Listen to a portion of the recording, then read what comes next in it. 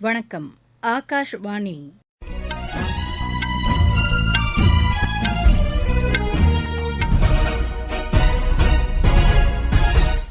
செய்திகள் வாசிப்பவர் ஜமீர் அக்தர். தலைப்புச் செய்திகள். பிரதமர் திரு நரேந்திர மோடி முன்னிலையில் இந்தியா ஐக்கிய அரபு எமிரேட்ஸ் இடையே பல்வேறு ஒப்பந்தங்கள் கையெழுத்தாகியுள்ளன.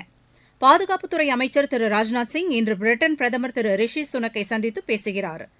பிரபல ஹிந்துஸ்தானி இசைக்கலைஞர் உஸ்தாத் ரஷீத் கான் மறைவுக்கு குடியரசுத் தலைவர், குடியரசு துணைத் தலைவர் உள்ளிட்டோர் இரங்கல் தெரிவித்துள்ளனர். பிரான்ஸ் நாட்டின் புதிய பிரதமராக திரு கேப்ரியல் அட்டெல் அறிவிக்கப்பட்டுள்ளார். இந்தியாவுக்கு எதிரான மகளிர் டுவெண்டி கிரிக்கெட் தொடரை 2-1 என்ற கணக்கில் ஆஸ்திரேலியா வென்றுள்ளது.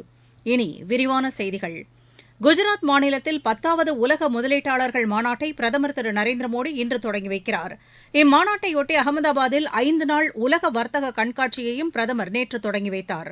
இம்மாநாட்டில் பங்குபெறும் இந்தியாவின் நட்பு நாடுகளின் பிரதிநிதிகள் மற்றும் முதலீடு செய்ய முன்வந்துள்ள தொழில் நிறுவனங்களின் தலைவர்களையும் அவர் சந்தித்து பேசினார். ஐக்கிய அரபு எமிரேட்ஸ், மொசாம்பிக்யூ, தைமூர் லெஸ்டே ஆகிய நாடுகளின் தலைவர்களையும் சந்தித்து இருதரப்பு உறவுகள் குறித்து பிரதமர் பேச்சுக்கள் நடத்தினார். Micron technology, Suzuki motor corporation உள்ளிட்ட நிறுவனங்களின் தலைமை செயல் அதிகாரிகளிடமும் அவர் பேச்சு நடத்தினார். குறை மின்கடத்திகள், தானியங்கிகள், பசுமை துறைமுகங்கள், இணையதள பாதுகாப்பு போன்றவற்றின் ஒத்துழைப்பு நடவடிக்கைகளை மேற்கொள்வது குறித்தும் பிரதமர் ஆய்வு செய்தார். ஐக்கிய அரபு எமிரேட்ஸின் அதிபர் திரு முகமது பின் ஜயீத் அல் நஹ்யானுடன் பேரணியில் அவர் கலந்து கொண்டார். பின்னர் இரு தலைவர்கள் முன்னிலையிலும் இருதரப்பு ஒத்துழைப்புக்கான பல்வேறு ஒப்பந்தங்கள் கையெழுத்திடப்பட்டன. பிரிட்டனில் தாம் மேற்கொண்டுள்ள 2 நாள் பயணத்தில் ஆக்கப்பூர்வமான நடவடிக்கைகள் மேற்கொள்ளப்பட்டு வருவதாக பாதுகாப்புத்துறை அமைச்சர் திரு ராஜ்நாத் சிங் தெரிவித்துள்ளார். இந்திய பிரிட்டன் பாதுகாப்பு உறவுகள் குறித்து அந்நாட்டு பாதுகாப்பு அமைச்சர் திரு கிராண்ட் ஷாப்ஸுடன் பாதுகாப்பு ஒத்துழைப்பு, பாதுகாப்பு தளவாட உற்பத்தியில் கூட்டு முயற்சிகள் உள்ளிட்ட பல்வேறு விஷயங்கள் குறித்து நடத்திய பேச்சுக்கள் நல்ல பலனை அளித்திருப்பதாக கூறியுள்ளார். அந்நாட்டு அமைச்சர் இந்தியா பிரிட்டன் இடையேயான நட்புறவு வர்த்தக ரீதியில் மட்டுமின்றி பொருளாதார ஒத்துழைப்பு, பாதுகாப்பு உள்ளிட்ட முக்கிய துறைகளில் விரிவடைந்திருப்பதாகவும் இது நிரந்தரமானது என்றும் கூறியதாக திரு ராஜ்நாத் சிங் தெரிவித்துள்ளார். இந்த சந்திப்பின்போது ராணுவ பயிற்சி மாணவர்களை பரஸ்பரம் இரு நாடுகளிலும் பகிர்ந்து கொண்டு பயிற்சி அளிக்கும் திட்டத்திற்கும், இந்தியாவின் பாதுகாப்பு ஆராய்ச்சி மற்றும் மேம்பாட்டு அமைப்புடன் இணைந்து தொழில்நுட்பத்தை பகிர்ந்து கொள்வதற்குமான 2 ஒப்பந்தங்கள் கையெழுத்தாகின. இந்தியா பிரிட்டன் மக்களிடையே நேரடி தொடர்புகளை வலுப்படுத்தி இளைஞர்களை ஆராய்ச்சி பணிகளில் மேம்படுத்துவதற்கும் இந்த ஒப்பந்தங்கள் வகை செய்கின்றன. முன்னதாக லண்டனில் உள்ள தேசப்பிதா காந்தியடிகளின் சிலைக்கு திரு ராஜ்நாத் சிங் மரியாதை செலுத்தினார். பாதுகாப்புத்துறை அமைச்சர் திரு ராஜ்நாத் சிங் இன்று பிரிட்டன் பிரதமர் திரு ரிஷி சுனக்கை சந்தித்து இருதரப்பு பேச்சுக்கள் நடத்தவுள்ளார். அமெரிக்காவில் உள்ள பாதுகாப்பு தளவாட உற்பத்தி நிறுவனங்களின் தலைவர்களையும் அங்குள்ள இந்திய வம்சாவளியினரையும் அமைச்சர் சந்தித்து பேச்சு நடத்தவுள்ளார். தேசிய விருதுகளை வென்ற விளையாட்டு வீரர்களுக்கு மத்திய விளையாட்டுத்துறை அமைச்சர் திரு அனுராக் தாக்கூர் பாராட்டு தெரிவித்துள்ளார். இது தொடர்பாக அவர் வெளியிட்டுள்ள சமூக வலைதள பதிவில், நாட்டின் பல்வேறு பகுதிகளிலிருந்தும் வந்திருந்த இளம் விளையாட்டு வீரர், வீராங்கனைகள், பயிற்சியாளர்கள் மற்றும் விளையாட்டு பயிற்சி அமைப்புகளை கௌரவித்து விருதுகளை வழங்கிய குடியரசுத் தலைவர் திருமதி திரௌபதி முர்முவுக்கு தமது நன்றியை தெரிவித்துக் கொள்வதாக கூறியுள்ளார். 2023ஆம் ஆண்டு விளையாட்டு வீரர்களின் வரலாற்று சாதனை ஆண்டாக அமைந்துள்ளது என்று அமைச்சர் குறிப்பிட்டுள்ளார். ஆசிய விளையாட்டுப் போட்டிகள், பாரா விளையாட்டுப் போட்டிகள், பல்கலைக்கழக விளையாட்டுப் போட்டிகள் என பல்வேறு போட்டிகளிலும் கலந்து கொண்டு நாட்டிற்கு பதக்கங்களை குவித்து பெருமை சேர்த்த விளையாட்டு வீரர், வீராங்கனைகளுக்கு இந்நாளில் நன்றி தெரிவிப்பதாகவும் அவர் தெரிவித்துள்ளார். வானமே எல்லை என்ற இலக்கோடு விளையாட்டு வீரர்கள் தங்களை முழுமையாக அர்ப்பணித்து செயல்பட வேண்டும் என்று திரு அனுராக் தாக்கூர் கேட்டுக் கொண்டார். கடந்த 2023ஆம் ஆண்டை இதுவரை இல்லாத அளவுக்கு வெப்பமான ஆண்டாக ஐரோப்பிய யூனியனின் பருவநிலை மாறுபாடுகள் குறித்த ஆய்வுப் பணி அமைப்பு தெரிவித்துள்ளது. இது தொடர்பாக நேற்று வெளியிடப்பட்டுள்ள ஆண்டு ஆய்வறிக்கையில் கடந்த ஆண்டின் உலகத்தின் சராசரி வெப்பநிலை 14.98 டிகிரி செல்சியஸாக பதிவாகியுள்ளதாக தெரிவிக்கப்பட்டுள்ளது. இதற்கு முன்பு 2016ஆம் ஆண்டு பதிவான வெப்பநிலையை விட 0.17 டிகிரி செல்சியஸ் சராசரி வெப்பம் பதிவாகி இருப்பதாகவும் அந்த அறிக்கை கூறியுள்ளது.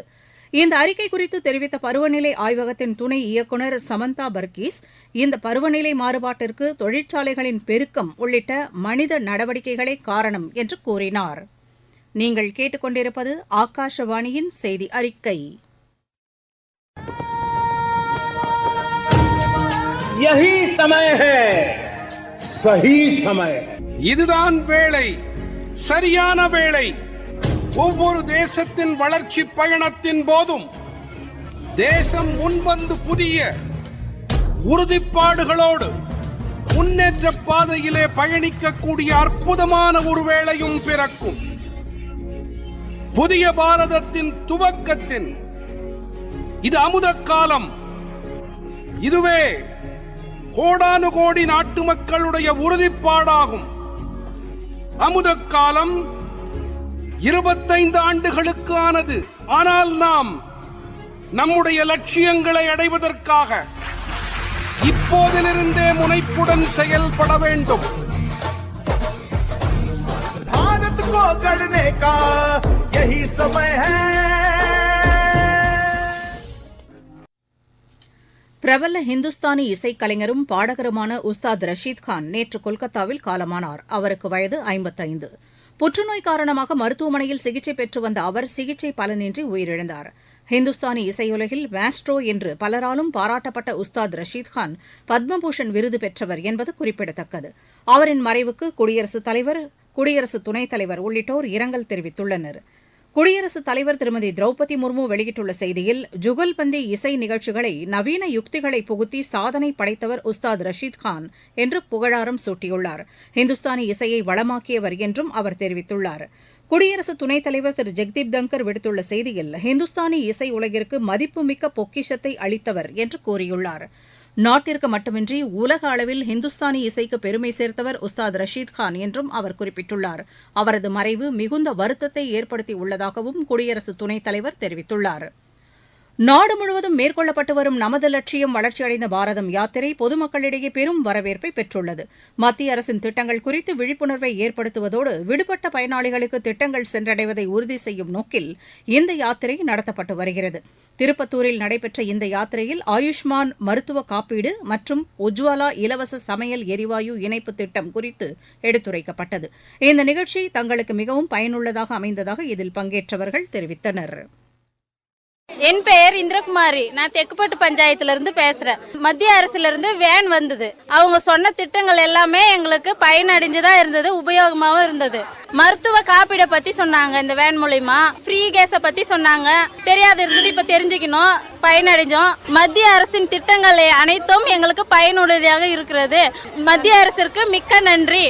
என் பேர் எல்லம்மாள். மல்லுங்குப்பு ஊராட்சி. நம்ம மல்லுங்குப்பு ஊராட்சியில் பெண்களுக்கு இலவசமா கேஸ் நிறைய பேர் பயனடையலாம். இந்த மருத்துவ காப்பீட்டு திட்டத்துக்கு 5 லட்சம் வரை நம்ம மருத்துவ காப்பீட்டு திட்டம் பயனடையலாம். இதுல எனக்கும் இந்த காப்பீட்டு திட்டம் கிடைச்சிக்குது.